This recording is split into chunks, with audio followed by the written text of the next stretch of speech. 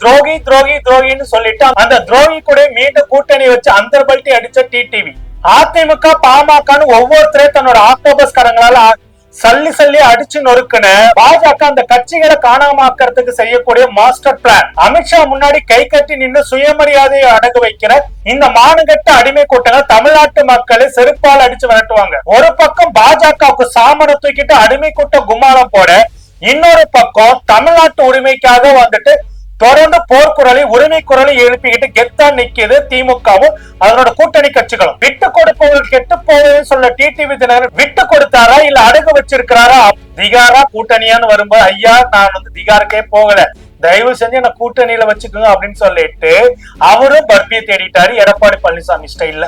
நீங்க எல்லாம் ஒரு புடவை பார்த்து பயப்படுறீங்க, நீங்க எல்லாம் ஆப்பறீங்களா, வேட்டியெல்லாம் எதுக்கே உங்களுக்கு அப்படின்னு சொல்லிட்டு குருமூர்த்தி தன்னுடைய வழக்கம் போல் அந்த பார்ப்பன வார்த்தை ஜாலம் ஒன்றிணைவோம் தலைகுடிய விட மாட்டோம் தமிழ்நாட்டை அப்படின்ற முழக்கங்கள் மூலியமா வந்து பதவின்ற எலும்பு துண்டுக்காக தமிழ்நாட்டை அழிக்க நினைக்கின்ற எஜமான் வீட்டு வாசல்ல நாயாட்ட வாழாட்டிட்டு நிக்கிறீங்களே. இப்படி டிடிவி தினகரன் திடீர்னு பாஜக அதிமுகவோட கூட்டணி வச்சது குறித்ததும் இந்த வீடியோல வந்துட்டு முழுசா பேச இருக்கிறோம். டிடிவி தினகரனுடைய இந்த கூட்டணி செயல்பாடு குறித்து உங்களுடைய கருத்துக்கள் என்னன்னு கமெண்ட் செக்ஷன்ல பதிவிடுங்க. அதோட முக்கியம் மறக்காம மை சென்னை 360 சேனலை சப்ஸ்கிரைப் செய்வதோடு இந்த வீடியோவை உங்க நண்பர்களுக்கு ஷேர் செய்ய தோழர்களே.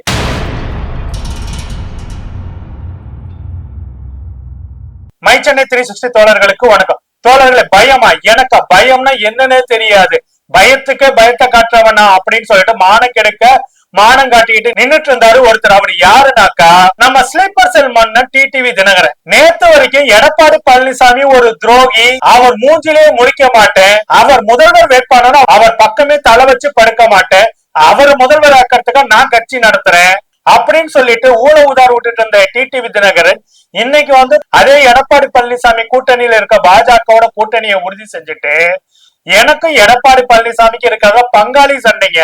என் குடும்பத்தை அவன் கேவலமா திட்டுவான், அவன் குடும்பத்தை நான் கேவலமா திட்டுவேன், எங்களுக்குள்ள இதெல்லாம் ஒரு ஜாலி என்டர்டைன்மெண்ட்டுங்க அப்படின்னு மானம் கெட்டு போய் பேசிட்டு இருக்கிற நம்ம டிடிவி தினம் தன்னை ஒரு தியாகி ரேஞ்சுக்கு போது பில்டப் கொடுத்துக்கிட்டு எடப்பாடி நானும் நண்பர்கள் அப்படின்னு சொல்லிட்டு பாஜகவுடைய காலில் விழுந்து சரணாகதி அடிச்சிருக்கிறாரு. இத பார்க்கும்போது நம்ம சந்தான காமெடி தான் நமக்கு ஞாபகம் வருது. இதுக்கு பருத்தி மூட்டையை குடோன்லயே வச்சிருக்கலாமே அப்படின்ற மாதிரி தான் டிடிவி தினகரன் வந்துட்டு இப்ப வந்துட்டு நாங்கெல்லாம் வந்துட்டு இனிமே எடப்பாடி பழனிசாமி இருக்க கூட்டணிக்குள்ள நாங்களாம் இருக்கவே மாட்டோம்னு சொல்லிட்டு வெளியே வந்தவரு இப்ப வந்து பாத்தீங்கன்னாக்கா திரும்ப அதே எடப்பாடி பழனிசாமி இருக்கக்கூடிய பாஜக கூட்டணிக்குள்ளதான் போய் சேர்ந்திருக்கிறார். இதை விட ஒரு மானங்கெட்ட பொழப்பு ஒரு மனுஷனுக்கு இருக்கவே இருக்காது. ஜெயலலிதா அம்மையார் மரணத்துக்கு பிறகு ஆர்கே நகர் இடைத்தேர்தல்ல தொப்பி சின்னத்துல எடப்பாடி பழனிசாமியோட சேர்ந்துகிட்டு தனக்காக ஓட்டு கேட்டு பிரச்சாரம் பண்ணிட்டு கடைசீட்ல வந்துட்டு ஐடி ரெய்டு மூலியமா வந்துட்டு அந்த தேர்தலை ரத்து செஞ்சுட்டு நடுவுல வந்துட்டு எடப்பாடி பழனிசாமி ஓபிஎஸோட சேர்ந்துகிட்டு சசிகலா அம்மையார்ல இருந்துட்டு டிடிவி எல்லாத்தையும் கழட்டி ஓட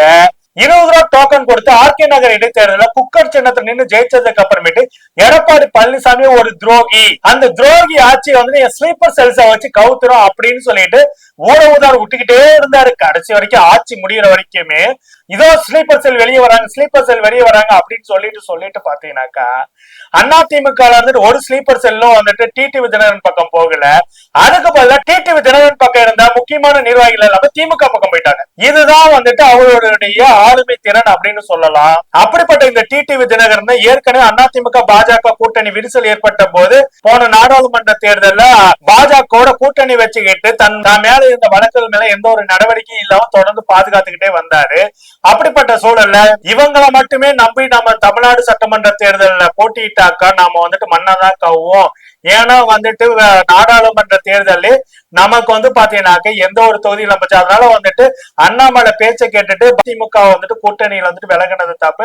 அதுக்கு மேல மீண்டும் அதிமுகவை கூட்டணிக்குள்ள கொண்டு வரணும்னு சொல்லிட்டு எடப்பாடி பழனிசாமி அவர் சம்பந்தப்பட்ட ஃபைல்கள் எல்லாம் தன்னோட டேபிள வச்சுட்டு எடப்பாடி பழனிசாமி டெல்லிக்கு வர வச்சு எப்படி கூவத்தூர்ல வந்துட்டு சசிகலா அம்மையார் முன்னாடி வந்துட்டு பர்பி தேடினாரோ அதே போல டெல்லியில தன்னோட ஆபீஸ்குள்ள வந்துட்டு டேபிள் கீழே எடப்பாடி பழனிசாமி பர்பி தேட விட்ட அமித்ஷா கூட்டணி ஆட்சி அப்படின்ற கண்டிஷனோட தான் எடப்பாடி பழனிசாமிக்கு கூட்டணியை வந்துட்டு பணிய வச்சு கூட்டணி மட்டும் கிடையாது கூட்டணி ஆட்சி அப்படின்ற ஒரு விஷயத்தையும் கம்பேர் பண்ணிதான் கட்டாயப்படுத்தது எடப்பாடி பழனிசாமி கூட்டணிக்குள்ள வரச்சோம். எடப்பாடி பழனிசாமி கூட்டணிக்குள்ள வந்த உடனே டிடிவி தினகரன் வந்துட்டு ரொம்ப டென்ஷன் ஆயிட்டாரு.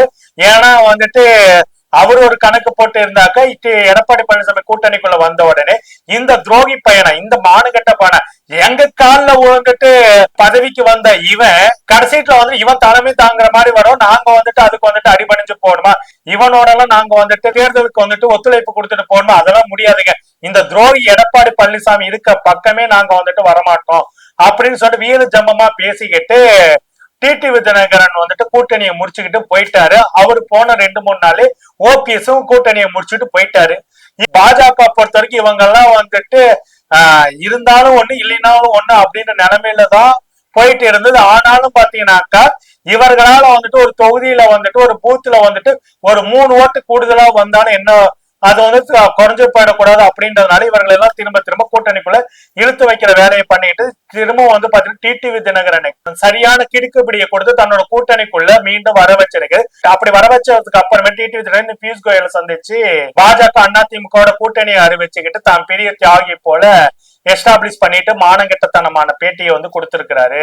ஏன்னா தொடர்ந்து வந்து இந்த மாசம் முடியறதுக்குள்ள வந்துட்டு கூட்டணிகளை வந்துட்டு உறுதிப்படுத்தும் அப்படின்னு சொல்லிட்டு ஒன்றிய பிரதமர் நரேந்திராவும் அமித்ஷாவும் தமிழ்நாடு பாஜக இருக்கக்கூடிய அனைத்து தலைவர்களுக்கும் எடப்பாடி பழனிசாமிக்கு ஏகப்பட்ட செக்குகளை வச்சாங்க. அது மட்டும் இல்லாம ஏற்கனவே தங்க கூட கூட்டணியில இருந்த டிடிவி தினகரனுக்கு திகார் பயத்தை திக்கு திக்குன்னு காட்டி, ஏன்னா ஏற்கனவே வந்து ஜெயலலிதா அம்மையாருடைய சொத்து குவிப்பு வழக்குல பல காலம் இவர் வந்து சிறையில இருந்தாரு. அதுக்கு அப்புறமேட்டு வந்து ஜெயலலிதா அம்மையார் மறைவுக்கு பிறகு திகார்லயும் சிறையில இருந்தாரு.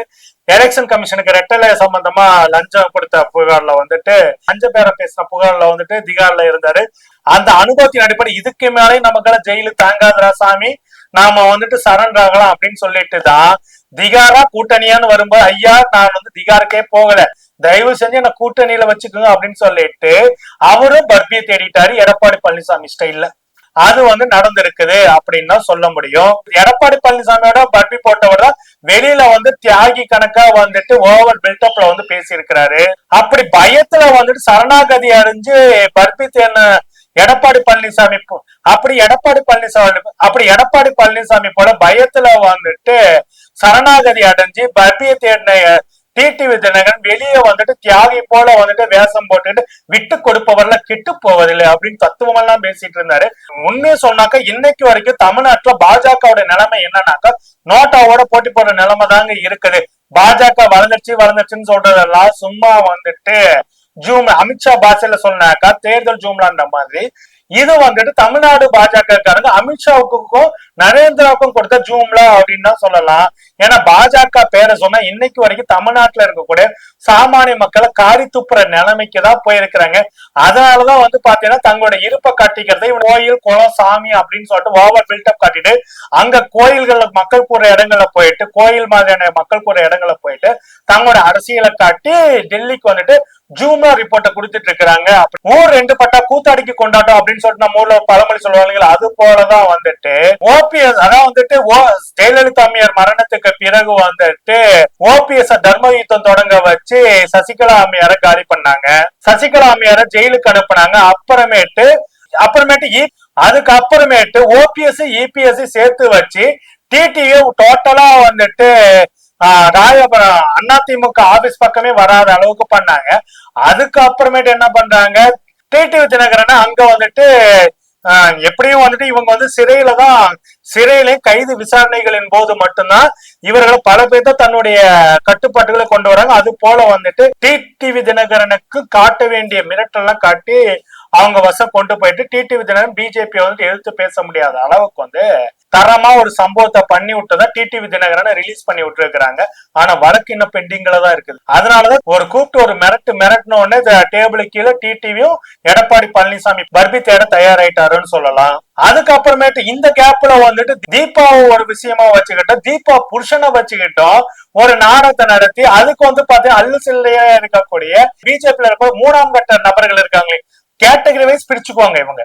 ஓகேங்களா, டைரக்டா கட்சி தலைமை அதிமுகவோட இருக்கவங்களுக்கு டைரக்டா அந்த தலைமையே பேசும். அடுத்து வந்து பாத்தீங்கன்னாக்கா ஓபிஎஸ் வந்துட்டு எப்படி பண்ணாங்க, ஏயா நீ எல்லாம் ஒரு ஆம்பளைய, உனையெல்லாம் எதுக்க வேட்டி கட்டிட்டு இருக்கிற அப்படின்னு சொல்லிட்டு குருமூர்த்தியை விட்டு பேச வச்சு. ஏன்னா இது குருமூர்த்தியே சொன்னது, ஏயா நீங்க எல்லாம் ஒரு புடவை பார்த்து பயப்படுறீங்க, நீங்க எல்லாம் ஆம்பளைங்களா வேட்டி எல்லாம் எதுக்க உங்களுக்கு அப்படின்னு சொல்லிட்டு சசிகலாவுக்கு எதிராக ஓபிஎஸ் வந்துட்டு தர்ம யுத்தம் தொடங்குறதுக்கு குருமூர்த்தியை வந்துட்டு பயன்படுத்தி, குருமூர்த்தி தன்னுடைய வழக்கம் போல் அந்த பார்ப்பன வார்த்தை ஜாலம் இருக்கு இல்லைங்களா, அந்த வார்த்தை ஜாலத்து மூலயமா ஓபிஎஸ் அட்டெம்ப்ட் பண்ணி காலி பண்ணி தர்ம யுத்தத்தை இது பண்ண வச்சாரு. சசிகலாவையும் காலி பண்ணாங்க. ஓகேங்களா, இன்னைக்கு வரைக்கும் பாத்தீங்கன்னாக்கா நம்ம நான் தான் அதிமுக பொதுச் செயலாளர் அப்படின்னு குதிச்சுக்கிட்டு வந்துட்டு இருந்தாலும் இன்னைக்கு வரைக்கும் அந்த அம்மாவால அதிமுக தலைமை அலுவலகத்துடைய வாசலை கூட மிதிக்க முடியாது. வாசல் அந்த அம்மா காரு நுழைஞ்சாலே அதிமுக அந்த ஆபீஸ்ல இருக்கவன் அந்த அம்மாவுடைய காரை திருப்பி அனுப்பிட, வாட்ச்மேன்களே திருப்பி அனுப்பிடுவாங்க.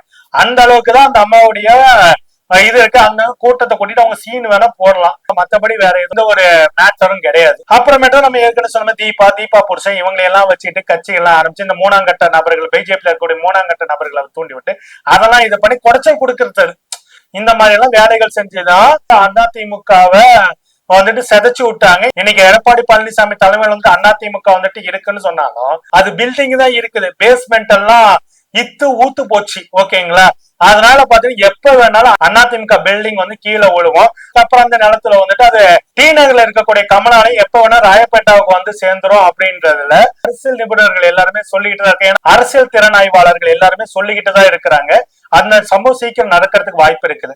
இது ஒரு பக்கம் இருக்கு. இன்னொரு பக்கம் பாமகவை சல்லியா உடைச்சது பாஜக. அன்புமணியையும் ராமதாஸ் அவர்களையும் மோத விட்டு ரெண்டு பேத்துக்குள்ள ஈகோ கிளாஸ் விட்டு அதுக்கு சவுக்கு சங்கர் போன்ற புரோக்கர் பயிர்களை எல்லாம் தேவைப்படும் போது நேரடியாகவும் மறைமுகமா எல்லாம் பயன்படுத்தி பாமகவை காலி பண்ணி தூக்கி போட்டாங்க. ஓகேங்களா, இன்னைக்கு வந்து பாமகவும் செதஞ்சு போச்சு. அதிமுக கிட்டத்தட்ட வந்து செதஞ்சு போனதுனால பாத்தீங்கன்னாக்கா எல்லாமே பலவீனப்பட்டு போயிருக்குது. அதிமுக இருக்கக்கூடிய பல முக்கிய நிர்வாகிகள் வந்து இது திமுகவுக்கும் தாவேக்காவுக்கும் போயிருக்காங்க. செங்கோட்டையன் தாவேக்காவுக்கு போறாரு, வைத்தியலிங்கம் திமுகவுக்கு வராரு, பல மைத்ரேயன் திமுக போற, இப்படி எல்லாருமே பாத்தீங்கன்னா அதிமுக இருக்கக்கூடிய எல்லாருமே திமுக பக்கமும் வந்துட்டு இருக்கிறாங்க. இன்னொரு பக்கம் வந்து பாத்தீங்கன்னாக்கா ரசிக போதை மனப்பான்மையில் செங்கோட்டையன் போன்ற ஒரு சில பேர் வந்து பாத்தீங்கன்னா தாவேக்கா பக்கம் இணைந்து கொண்டு காமெடியும் பண்ணிட்டு இருக்கிறாங்க. இப்படி அதிமுக பலவீனப்பட்டு இருக்குது, பாமக பலவீனப்பட்டு இருக்குது. அமமுக டிடிவி தினம் சொல்ல வேணாம், அது பலவீனப்பட்டுதான் இருக்குது. தேமுதிகவுடைய நிலைமை என்னன்றது இதுவரைக்கும் யாருக்குன்னு தெரியாது. பாஜகவோட கூட்டணி வைத்த ஒரே காரணத்துக்கு நீ தேமுதிக அல்லு சில்லு கட்சியா போயிடுச்சு அப்படின்னு தான் சொல்ல முடியும். தமாக சொல்லவே வேணாம், ஜி.கே. வாசனுடைய கட்சி சொல்லவே வேணாம், அதெல்லாம் இதாச்சு. இந்த பலவீனப்பட்டவர்களை வைத்துக் கொண்டு பலவீனமான ஒரு கூட்டணியை பலமான கூட்டணி போல சித்தரிப்பு வேலையை வந்துட்டு பிஜேபி செய்து அதுக்கும் வந்து பாத்தீங்கன்னா சில மெயின் ஸ்ட்ரீம் ஊடகங்கள் வந்துட்டு பாஜக அதிமுக கூட்டணியில அன்புமணி இணைஞ்சிட்டாரு, பாஜக அதிமுக கூட்டணியில டிடிவி தினகரன் இணைஞ்சிட்டாரு அப்படின்னு சொல்லி பாஜக அதிமுக கூட்டணிக்குள்ள வந்துட்டு ஜி.கே. வாசன் இணைஞ்சிட்டாங்க அப்படின்னு சொல்லிட்டு தொடர்ந்து வந்து நியூஸ் கார்டை போட்டு ஓவர் பில்டப் கொடுத்துட்டு இருக்கிறாங்க. பலவீனமானவர்கள ஒன்று சேர்ந்து ஒரு பலவீனமான கூட்டணியை அமைச்சிருக்கிறாங்க. ஆனா அது பலமான கூட்டணி போல வந்துட்டு இருக்கு. ஆனா தமிழ்நாட்டுல 2019 இருந்தே தொடர்ந்து வந்துட்டு திமுக கூட்டணி ரொம்ப பலமாகவும் ஸ்ட்ராங்காகவும் இருக்குது.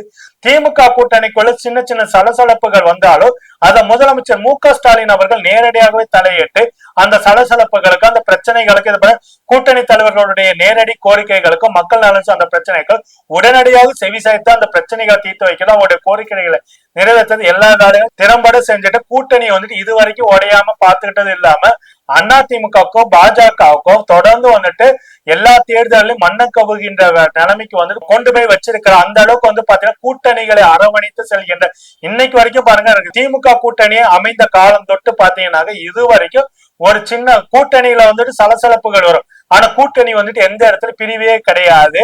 ஒரு சில பேர் வந்து பிரிவு ஏற்படுத்துற மாதிரி பண்ணாலும் அது இந்த கட்சியோட தேசிய தலைமை மூலமாக எப்படி அவங்களுக்கு சம்மட்டி அடி கொடுத்து அவங்கள வந்துட்டு வாய் அடக்கணும் அப்படின்றத நேரடியாகவே திமுக வந்துட்டு கையாண்டு இந்த கூட்டணியை வந்துட்டு உடையாம பாத்துக்கிறது இல்லாம கூட்டணி தலைவர்களுக்கு உரிய மரியாதையும் கொடுக்குறாங்க. அது மட்டும் இல்ல, திமுக இன்னொரு வேலையும் என்ன செய்யறாங்கன்னாக்கா மக்கள் கிட்ட நேரடி, ஆனா இது வரைக்கும் வந்துட்டு அதிமுக ஒரு இடத்துலயும் மக்கள் கிட்ட இந்த 2021 சட்டமன்ற தேர்தல்ல இருந்து நாடாளுமன்ற தேர்தல் 2021 நாடாளுமன்ற தேர்தல் ஆகட்டும், தேர்தலின் போது சரியாக மக்கள்கிட்ட போய் எந்த வேலையும் செய்யல. தேர்தல் முடிந்த பிறகு அதிமுக எந்த ஒரு இடத்துலயுமே வந்து பாத்தீங்கன்னாக்கா மக்கள் கிட்ட போய் எதையும் நேரடி பிரச்சாரம் சொல்லிட்டு எதுவுமே இது பண்ண கிடையாது. ஆனா திமுக அப்படி கிடையாது. தொடர்ந்து ஒவ்வொரு வருஷமும் அவங்க கட்சியோட முக்கியமான தலைவர் அண்ணா, கலைஞர், முதல் மு.க. ஸ்டாலினோட பிறந்தநாள், உதயநிதி ஸ்டாலினோட பிறந்த எல்லா ஐயா அன்பழகன் அவர்களுடைய பிறந்த இந்த மாதிரி அவர்களுடைய பிறந்த நாட்கள் வரக்கூடிய காலகட்டங்கள் எல்லாத்திலையுமே அங்கங்க மாலை நேர கருத்தரங்கள் நடத்துறாங்க, திருமுனை கூட்டங்கள் நடத்துறாங்க. அது மூலியமா தங்களுடைய கொள்கைகளை கொண்டு போய் சேர்க்கிறாங்க. அது மட்டும் இல்லாம ஒன்றிய அரசு தமிழ்நாட்டை வஞ்சிக்கிற போல போராட்ட களத்தை திமுகவின் மூலமாக நேரடியாக எடுத்து ஹிந்தி திணிப்புல இருந்துட்டு நீட் எதிர்ப்பு எல்லா விஷயத்துக்கும் பாத்தீங்கன்னா தொடர்ந்து போராட்டங்களை நடத்தவும் செஞ்சாங்க ஆளுங்கட்சியா இருக்கும்போது. அது மட்டுமா, ஒன்றிணைவோம் தலைகுனிய விட மாட்டோம் தமிழ்நாட்டை அப்படின்ற முழக்கங்கள் மூலியமா திமுக காரர்கள் நேரடியாகவே போய் தொடர்ந்து பிரச்சாரங்களை செய்து கட்சியுடைய கொள்கையையும் ஒன்றிய அரசு தமிழ்நாட்டை எந்த அளவுக்கு வஞ்சிக்கிறது இதையெல்லாம் எடுக்க சொல்லி திமுக பாத்தீங்கன்னாக்கா அதிகப்படியான உறுப்பினர்களை சேர்த்ததும் மட்டும் இல்லாம மகளிர் அணி மண்டல மாநாடு, இளைஞர் அணி மண்டல மாநாடு அதையும் நடத்துனாங்க. அது மட்டும் இல்லாம இளைஞர்களை கட்சியில சேர்க்கும் போது அவர்கள் உறுப்பினர்களாக சேர்க்கக்கூடாது, அவர்களை சித்தாந்த மரபர்களாக, சித்தாந்த போர் வீரர்களாக உருவாக்கணும் அப்படின்றதுக்காக அவங்களுக்கு திராவிட பயிற்சி பாசறை மூலியமா பயிற்சிகளை நடத்தினாங்க. அது மட்டும் இல்ல, இளம் பேச்சாளர்கள் உருவாகணும் அப்படின்றதுக்காக தமிழ்நாடு முழுக்க போட்டிகளை நடத்தி அந்த போட்டிகளின் மூலியமாக கழகத்துக்கு தேவையான அவங்க கட்சிக்கு தேவையான இளம் பேச்சாளர்களை கண்டறிந்து அவர்களை மேடை ஏற்றி அவர்களையும் பாத்தீங்கன்னாக்கா பிரபலப்படுத்துற எல்லா வேலையும் தொடர்ந்து செஞ்சுட்டு, இது மட்டும் இல்லாம அரசினுடைய எல்லா விதமான 1000 ரூபாய் மகளிர் உரிமை தொகையில இருந்து விடியல் பயணம், வீடு தேடி மருத்துவம், இல்லம் தேடி மருத்துவம், அது மட்டும் இல்லாம கல்வியில் சேர்ந்த தமிழ்நாடு போன்ற நிகழ்ச்சி மூலியமா கல்வி சார்ந்த செயல்பாடு எல்லாத்தையும் குறித்தும் தங்களுடைய சாதனைகள் மட்டும் இல்ல, அந்த சாதனைகளை அச்சீவ் செய்வதற்கு ஒன்றிய அரசு எந்த அளவுக்கு நெருக்கடிகளை கொடுத்தாலும் அந்த நெருக்கடிகளை சவால்களை சந்தித்து எப்படி இவ்வளவு சாதனைகளை இது பண்ணலாம ப்ரோக்ரசிவ் ரிப்போர்ட்டா பாத்தீங்கன்னாக்கா தமிழ்நாட்டை பொருளாதாரத்துல முன்னிலை மாநிலமாக கொண்டாந்து நிறுத்தி காட்டி இருக்கிறாரு முதலமைச்சர் மு.க. ஸ்டாலின் தன்னுடைய திராவிட மாடல் ஆட்சியின் மூலமாக. இதையெல்லாம் பாத்தீங்கன்னா திமுகவுடைய உறுப்பினர்கள் வீடுதோறும் கொண்டு போய் சேர்த்துக்கிட்டே இருக்காங்க மக்கள் கிட்ட. இதனால பாத்தீங்கன்னாக்கா மக்களுக்கு பெருமளவுக்கு திமுகவின் பக்கம் உண்மையா சொன்னாக்கா கடந்த தேர்தலின் போது, கடந்த 2021 தேர்தலின் போது வாக்களித்தவர்கள் மட்டுமே மீண்டும் திமுக வாக்களித்தாலே போதும், திமுக பெரிய அளவுல மெஜாரிட்டியில சேரும் அப்படின்னு சொல்ல முடியும். ஏன்னா இந்த பக்கம் பாத்தீங்கன்னாக்கா அண்ணா திமுக கூட்டணி, அவங்க கூட்டணிக்குள்ளேயே ஒற்றுமை கிடையாது. ஒருத்தர் நவ கிரகங்கள் போல அந்த கூட்டணியில் இருக்க எல்லாருமே யாரோட மூச்சை கொடுத்தோ பார்த்து பேசுறது கிடையாது. எடப்பாடி பழனிசாமியோட முதுகுல குத்துறதுக்கு அண்ணாமலை ரெடியா இருப்பாரு, அண்ணாமலை முதுகுல குத்துறதுக்கு நயினா நாகேந்திரன் ரெடியா இருப்பாரு, நயினா நாகேந்திரன் முதுகுல குத்துறதுக்கு டிடிவி தினகரன் இருப்பாரு. அதே கேப்ல எடப்பாடி பழனிசாமி முதுகுலயும் டிடிவி தினகரன் குத்த. இது எல்லாத்தையும் இவங்க எல்லாம் குத்தும் போது பாத்தீங்கன்னாக்கா அமைதியா வேடிக்கை பார்த்துக்கிட்டு அந்த கேப்ல நாம எப்படியாவது முதலமைச்சர் அப்படின்னு சொல்லிட்டு கனவுல பாத்தீங்கன்னா மிச்சர் சாப்பிட்டு இருப்பாரு நம்மளுடைய அன்புமணி. அதுக்கப்புறமேட்டு பாத்தீங்கன்னா தங்களுக்கு எப்படியாவது ஒரு தாங்கள் எப்படியாவது பெருவாரியான வாக்கு வித்தியாசத்தில் அப்படின்னு கனவுல நம்ம ஐயா ஜி.கே. வாசன் போன்றவர்கள் இருந்து கொண்டு எந்த ஒரு கலப்பணி திமுக மட்டும்தான் இந்த 2021 2026 வரைக்குமே மக்கள்கிட்ட தங்களுடைய கட்சி பணிகளும் கலப்பணிகளும் ஆட்சியினுடைய செயல்பாடு குறித்து எல்லாமே வீடு வீடா கொண்டு போய் சேர்த்திருக்காங்க. ஆனா பாஜக அதிமுக எந்த ஒரு விஷயமும் கொண்டு போய் சேர்க்கல. அதனால பாத்தீங்கன்னா களத்துல அதிமுக டம்மியா இருக்குது, அந்த அதிமுகவை நம்பி இருக்கக்கூடிய பிஜேபி டம்மியா இருக்குது. இப்ப இந்த கடந்த தேர்தல்ல எப்படி அதிமுக தயவால 4 எம்எல்ஏக்களை அவங்க பெற்றிருக்காங்க. ஆனா இந்த தடவை பாத்தீங்கன்னா பாஜக மலர்ந்த எல்லா இடங்கள்லயும் பாத்தீங்கன்னா ஆசிட்டை ஊத்தி மக்கள் அவங்களுடைய ஓட்டுன்ற ஆசிட்டை ஊத்தி அந்த தடமே இல்லாம பண்ணிடுவாங்க. இந்த தடவை பாஜக ஜெயிச்ச அந்த 4 தொகுதியிலும் அவங்களோட வெற்றியும் சாத்தியப்படாது. அது மட்டும் இல்லாம அதிமுக மிகப்பெரிய பல்பை வாங்க போகுது அப்படின்னு சொன்னா திமுக வேணா அதிமுகவே தமிழ்நாடு மக்கள் நம்ப தயாராக இல்லாத சூழலை இதெல்லாம் சாத்தியமாக போகுது. ஆக மொத்தத்துல இந்த கூட்டணி இணைப்பு அப்படின்றத பாத்தீங்கன்னாக்கா உண்மையிலேயே அது கொள்கைக்கான கூட்டணி கிடையாது, முழுக்க பாஜகவுடைய மிரட்டலால பயந்து சேர்ந்த கூட்டணி அப்படின்னு தான் சொல்ல முடியும். ஒருத்தனுக்கு ஊழல் வழக்கு பயம், இன்னொருத்தனுக்கு ஜெயில் பயம், இன்னொருத்தனுக்கு நோட்டா பயம். இந்த 3 பயந்தாங்கோலிகளும் சேர்ந்துதான் இன்னைக்கு தமிழ்நாட்டை காப்பாத்த போறோம் அப்படின்னு சொல்லிக்கிட்டு கிளம்பி இருக்கிறாங்க. இதையெல்லாம் நம்புறதுக்கு மக்கள் ஒண்ணும் முட்டாள் கிடையாது. பதவின்ற எலும்பு துண்டுக்காக இப்படி தமிழ்நாட்டை அழிக்க நினைக்கின்ற எஜமான் வீட்டு வாசல்ல நாயாட்ட வாலாட்டிட்டு நிக்கிறீங்களே, உங்களுக்கு எல்லாம் வெக்கமா இல்லை? இன்னொன்னு வெளிப்பட சொன்னாக்கா தமிழ்நாட்டோட மக்கள் மனநிலை இப்ப எப்படி இருக்குனாக்க, இவனுங்களுக்கெல்லாம் ஓட்டு போறதுக்கு பதிலா அந்த ஓட்டு பெட்டியில அவங்களுடைய பேரும் சின்னமும் இருக்க இடத்துல காரி துப்பிட்டு போலாம் அப்படின்ற மாதிரி தான் அவங்களுடைய மைண்ட் செட்டை இருக்கும் அப்படிதான் சொல்லிக் கொள்கிறோம். என்ன நடக்குது என்பது குறித்து பொறுத்திருந்து பார்ப்போம் தோழர்களே. நன்றி, வணக்கம். தமிழக மக்கள் ரொம்ப தெளிவாதான் இருப்பாங்களே தவிர்த்து இதை அயோத்தி மாதிரி ஆக்கலாமே, இதுல என்ன தவறுன்னு கேக்குறாருன்னா அப்ப அவர் எந்த அளவு இவருக்கு அறிவு இருக்கு நயினார் நாகேந்திரன் அவர்களுக்குன்னு இதுலயே மக்கள் தெளிவா புரிஞ்சிருப்பாங்க. அப்ப நீங்க என்ன சொல்ல வரீங்க? நேரடியா நாங்க அப்படிதான் பண்ணுவோம், நாங்க பிஜேபியை உள்ள நுழைக்கிறதுக்கு RSS மூலமா எல்லா காரியங்களையும் நாங்க இதெல்லாம் ஒரு சின்ன சின்ன சின்ன விஷயங்கள் அப்படியே குட்டி குட்டியா அரிச்சு அப்படியே பெரிய பூதாகரமா ஆக்கி அதுல ஒரு சந்தோஷப்படுறதுதான் பிஜேபியோட நோக்கம். என்னன்னா தமிழக மக்களுடைய நிம்மதியை கெடுக்கும்.